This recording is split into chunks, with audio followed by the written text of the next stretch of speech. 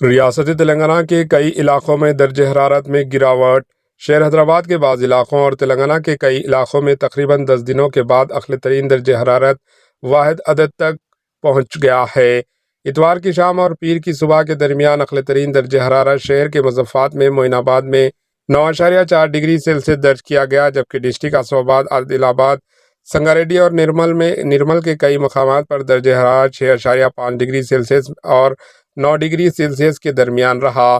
ہندوستانی محکمہ موسمیات حیدرآباد نے پیش قیاسی کی ہے کہ آئندہ 3 دنوں کے دوران نرمل، آدرآباد اور منچریال ڈسٹرکٹ کے مختلف علاقوں میں اعلیٰ ترین درجہ حرارت 5 ڈگری سیلسیس اور 10 ڈگری سیلسیس کے درمیان رہے گا۔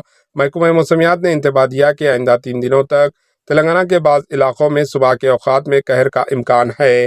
Bureau report, AHN news.